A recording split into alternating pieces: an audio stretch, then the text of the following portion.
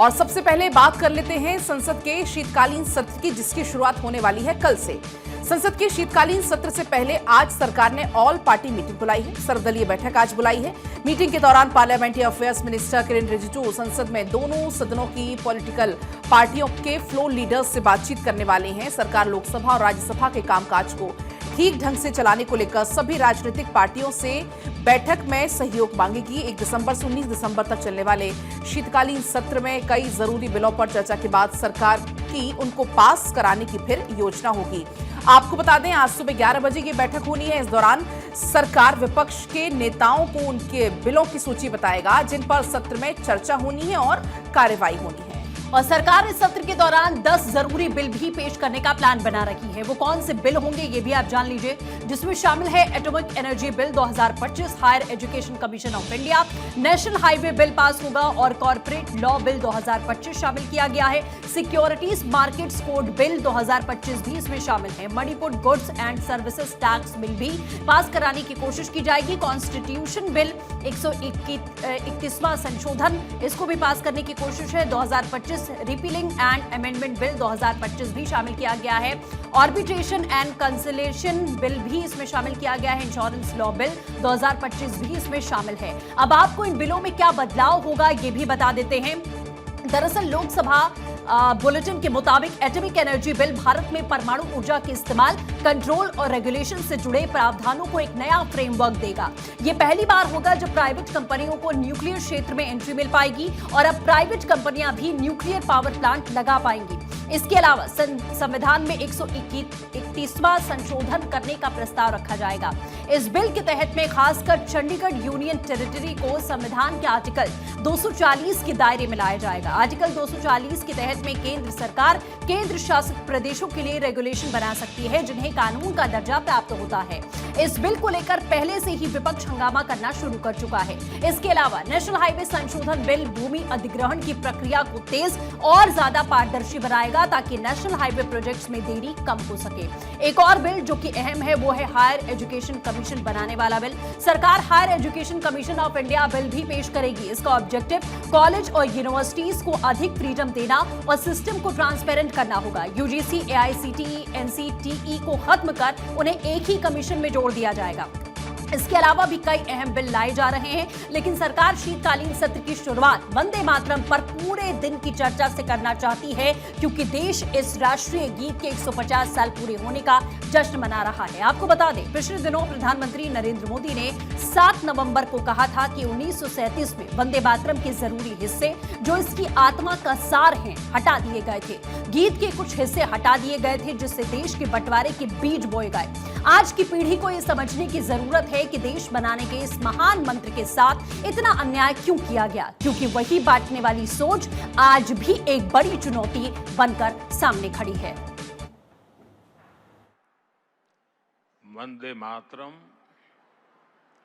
एक शब्द, एक मंत्र है, एक ऊर्जा है, एक स्वप्न है, एक संकल्प है। वंदे मातरम ये एक शब्द मां भारती की साधना है, मां भारती की आराधना है। वंदे मातरम ये एक शब्द हमें इतिहास में ले जाता है। यह हमारे आत्मविश्वास को, हमारे वर्तमान को आत्मविश्वास से भर देता है और हमारे भविष्य को ये नया हौसला देता है कि ऐसा कोई संकल्प नहीं,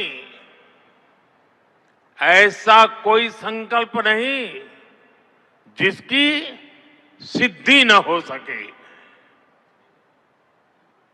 ऐसा कोई लक्ष्य नहीं जो हम भारतवासी पा न सके।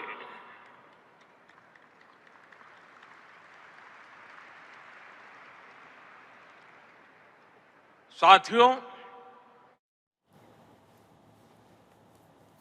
तो इस बार संसद का विंटर सेशन 1 दिसंबर से 19 दिसंबर तक चलेगा। 19 दिन के पूरे सत्र के दौरान 15 बैठकें होंगी।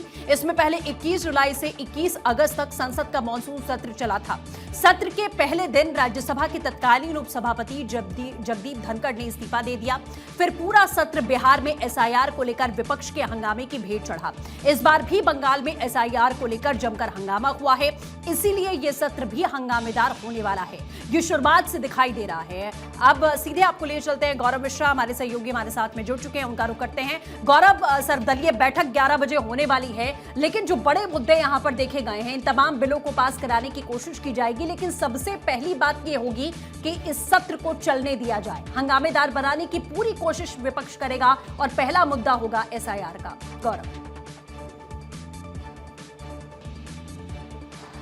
बिल्कुल देखिए, संसद के शीतकालीन सत्र की जो शुरुआत है वो 1 दिसंबर से 19 दिसंबर तक चलेगी और इस शीतकालीन सत्र की शुरुआत से ठीक पहले आज जो है ऑल पार्टी मीटिंग जो है वो सरकार ने बुलाई है, यानी सर्वदलीय बैठक जो है वो आज पार्लियामेंट के अंदर की जाएगी। और इस सर्वदलीय बैठक की अगर बात करें तो किरण रिजिजू की एक अपील होगी सभी दलों के साथ कि बेहतर तौर पर पार्लियामेंट को किस तरीके से चलाया जाए, चाहे लोकसभा की कार्यवाही हो या फिर राज्यसभा की कार्यवाही हो, उसको सुचारू रूप से कैसे चलाया जाए।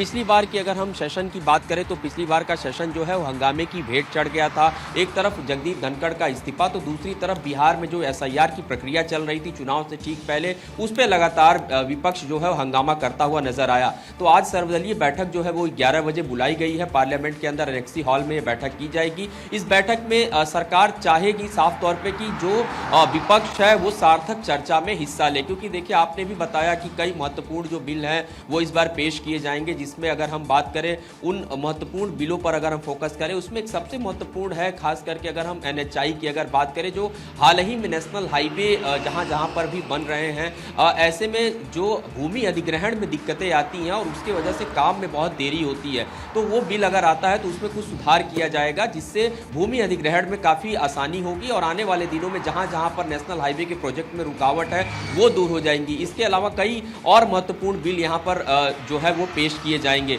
अब ऐसे महत्वपूर्ण बिलों पे चर्चा सरकार चाहेगी वो हो और उनको पेश किया जाए और पास भी करा लिया जाए, लेकिन इस बीच विपक्ष की अगर बात करें तो विपक्ष की मंशा जो है अभी से ही साफ नजर नहीं आ रही है। विपक्ष के नेताओं की अगर हम बात करें तो आप देखिए जिस तरीके से एसआईआर का मुद्दा जो है इस बार अभी से ही तूल पकड़ता हुआ नजर आ रहा है। पश्चिम बंगाल में चुनाव होने हैं, तमिलनाडु की अगर हम बात करें, इसके अलावा असम की बात करें, कई ऐसे राज्य हैं जो चुनावी राज्य आने वाले दिनों में है। अब वहां पर जिस तरीके से एसआईआर की प्रक्रिया चल रही है, जाहिर सी बात है उस प्रक्रिया को लेकर के भी सवाल खड़े किए जाएंगे।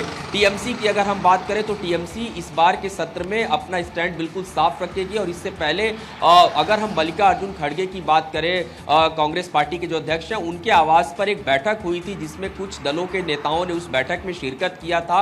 उन्होंने इस बात पर आम सहमति बनाई थी बैठक में चुनाव आयुक्त के खिलाफ महाभियोग प्रस्ताव जो लाने की तैयारी है इस बार के सेशन में, यह भी विपक्ष अपने तरफ से तैयार कर सकता है और एसआईआर का जो मुद्दा है वो भी जम करके तूल पकड़ता हुआ नजर आएगा। दूसरी सबसे बड़ी अगर हम बात करें, हाल ही में जो बीएलओ हैं उनके जो डेथ की सूचना आई है, खास करके कुछ ने जो आत्महत्या किया है, ऐसे विषय को भी इस बार पार्लियामेंट में विपक्ष अपने तरफ से उठाएगा। दिल्ली में जो बम ब्लास्ट हुआ, सुरक्षा का एक बड़ा मामला, राष्ट्रीय राजधानी दिल्ली में जो बम ब्लास्ट हुआ है उसमें कहां तक प्रगति हुई, कितने लोगों को पकड़ा गया, ये भी एक महत्वपूर्ण मुद्दा होगा। इस बार विपक्ष जो है वो उठाएगा। दिल्ली में प्रदूषण के मुद्दे की बात करें, ये तमाम वो मुद्दे हैं जो विपक्ष इस बार पहले से ही तैयार किए बैठा है। तो ऐसे में 1 दिसंबर से शुरू होने वाले इस शीतकालीन सत्र में सरकार के सामने एक बड़ी चुनौती ये होगी कि सत्र को कैसे चलाया जाए। हालांकि पिछले सत्र में काफी हंगामा देखने को मिला था, सरकार नहीं चाहेगी सत्र में हंगामा हो और ये भी सत्र हंगामे की भेंट चढ़े, लिहाजा 11 बजे जो सर्वदलीय बैठक बुलाई गई है, इस बैठक में जो सभी अलग अलग पार्टियों के मुखिया हैं, जो नेता हैं, उनसे जो संसदीय कार्य मंत्री किरण रिजिजू हैं वो उनसे बातचीत करेंगे और चाहेंगे दोनों ही सदनों की जो कार्यवाही है, चाहे लोकसभा की बात करें या फिर राज्यसभा की बात करें, उन दोनों ही सदनों की कार्यवाही को सुचारू रूप से चलाया जा सके। जी बिल्कुल गौरव, जैसा आपने कहा कि कोशिश की जाएगी और हमेशा सत्र से पहले ये बैठक होती है और उसमें विपक्ष की ओर से हामी भरी जाती है, लेकिन जब सत्र की शुरुआत होती है तो हालात कुछ और होते हैं। लेकिन वंदे मातरम पर एक दिन की चर्चा, जिसे लेकर विपक्ष ने पहले से ही बातें करनी शुरू कर दी हैं कि आखिरकार वंदे मातरम को संसद के भीतर सत्र के शुरुआती पहले ही दिन इस पर चर्चा क्यों की जा रही है, इस पर हंगामा भी जाहिर खड़ा होना तय है। इस पर भी सर्वदलीय बैठक में चर्चा होगी। गौरव, निश्चित तौर पे सरकार चाहेगी वंदे मातरम को लेकर के भी इस पे चर्चा हो और सरकार की मंशा भी यही है, लेकिन विपक्ष ने अपने मंशा को साफ क्लियर कर दिया है। आपने देखा होगा कि वंदे मातरम की अगर हम बात करें 150 वर्ष जो स्वर्णिम पूरे हुए उसको लेकर के देश भर में जगह जगह पर जो आयोजन है सरकार की तरफ से वो किए गए और जाहिर सी बात है कि सरकार भी चाहेगी इस सत्र की शुरुआत वंदे मातरम से हो, लेकिन विपक्ष के अड़ियल रवैये को अगर हम देखें और अभी से समझने का प्रयास करें तो विपक्ष कहीं से भी इस मुद्दे पर भी सरकार के साथ नजर नहीं आ रहा है। तो कोशिश यही होगी आज जो सर्वदलीय बैठक है ऐसे जो तमाम जो पेच हैं उन पेचों पर चर्चा किया जा सके, क्योंकि पिछली बार अगर हम देखें जो सत्र था काफी हंगामेदार रहा। एक तरफ जगदीप धनखड़ के इस्तीफे के बाद सत्र में लगातार हंगामा देखने को मिला, तो दूसरी तरफ बिहार में जो एसआईआर की प्रक्रिया चल रही थी उस पर हंगामा देखने को मिला। लेकिन ये एसआईआर की प्रक्रिया उस समय चल रही थी बिहार में, बात वहीं तक सीमित नहीं है। इस बार जो बीएलओ हैं उनके बारे में जिस तरीके की सूचनाएं आ रही हैं, जो उनके आत्महत्या से जुड़े मामले आ रहे हैं, उनके ऊपर जो अधिक जो प्रेशर जैसी बातें निकल करके सामने आ रही हैं, इस पर भी विपक्ष सवाल खड़े करेगा। उत्तर प्रदेश की अगर मैं बात करूं तो उत्तर प्रदेश में भी कई ऐसे जगहों से जो वीडियो निकल करके सामने आए। खुद समाजवादी पार्टी ने भी इस बात को कहा है कि तमाम जो सरकारी स्कूल हैं उनके जो शिक्षक हैं वो स्कूलों में नदारत हैं, एक साथ में 2-2 कक्षाओं को चलाया जा रहा है। जो शिक्षक हैं वो बीएलओ के काम कर रहे हैं। इसके अलावा फॉर्म भरवाने का काम किया जा रहा है जो चुनाव आयोग की तरफ से एसआईआर की प्रक्रिया चल रही है, तो इससे जो शिक्षा व्यवस्था वो भी प्रभावित हो रही है। तो ये वो बुनियादी मुद्दे हैं जो विपक्ष चाहेगा पहले सरकार इस पर चर्चा करे। लेकिन देखिए जो एसआईआर का ये पूरा मुद्दा है, इस पूरे मामले पे सरकार किसी भी तरीके से सदन में चर्चा कराने की स्थिति में नहीं है। इसकी सबसे बड़ी वजह यही है कि एक तरफ मामला सुप्रीम कोर्ट के अंदर चल रहा है, दूसरी तरफ चुनाव आयोग की अगर हम बात करें, चुनाव आयोग एक ऐसी संस्था है जिसके ऊपर ज़्यादा किसी तरीके का प्रेशर नहीं बनाया जा सकता है। संवैधानिक संस्था है, वो अपने निर्णय अपने विवेक से लेती है। तो ऐसे में सरकार नहीं चाहेगी कि इस मुद्दे पर, एसआईआर के मुद्दे पर सदन में चर्चा किया जाए। लेकिन स्थिति अगर हम देखें मौजूदा समय में जो स्थिति बनी हुई है, इस पूरे स्थिति को अगर हम समझने का प्रयास करें, सदन की जब शुरुआत होगी तो निश्चित तौर पे ये एसआईआर का एक मुद्दा ऐसा होगा जिस पे लगातार हंगामा देखने को मिलेगा, चाहे वो हम लोकसभा की बात करें या फिर राज्यसभा की बात करें। बिल्कुल गौरव, जैसा आपने कहा, लेकिन कुल मिलाकर यह समझा जाए कि पिछला सेशन जिस तरीके से कामकाज पूरी तरह से ठप रहा था, चाहे वो वेल में पहुंचना हो, तमाम तख्तियां बैनर पोस्टर के साथ में विपक्षी दलों ने प्रदर्शन किया, वॉकआउट तक किया, तो इस बार भी एसआईआर के मुद्दे को लेकर हंगामा होना तय है। जैसा आपने बताया कि सरकार इस पर चर्चा फिलहाल नहीं चाहेगी, लेकिन एसआईआर के मामले को लेकर इलेक्शन कमीशन को भी चूंकि कटघरे में खड़ा किया गया है और आरोप लगाया गया है कि एक पार्टी इलेक्शन कमीशन को चला रही है और इलेक्शन कमीशन पूरी तरीके से घरे में और सवालों के घेरे में रहा है, तो इस बार भी ये मुद्दा हावी होने वाला है, ये तय है। देखिए निश्चित तौर पे क्योंकि अगर हम बात करें जो बैठक हुई थी मल्लिकार्जुन खड़गे के साथ, उसमें तमाम दलों के नेता भी मौजूद थे और जाहिर सी बात है विपक्ष इस रणनीति को साफ तौर पे बनाएगा, क्योंकि बिहार में जिस तरीके से चुनावी प्रक्रिया हुई है उसमें खुद कांग्रेस की तरफ से अगर हम देखें जो अलग अलग जो वीडियो जारी किए गए, खुद राहुल गांधी ने 2 से 3 प्रेस कॉन्फ्रेंस करके बताया कि किस तरीके से वोट चोरी किए जा रहे हैं। तो ये वो मुद्दे हैं जिनको निश्चित तौर पर सदन में विपक्ष अपने तरफ से उठाए। दूसरी तरफ अगर हम बात करें चुनाव आयोग, बिल्कुल गौरव, आप नजर बनाए रखिएगा इस बैठक पर। फिलहाल हमारे साथ जुड़ने के लिए बहुत बहुत शुक्रिया।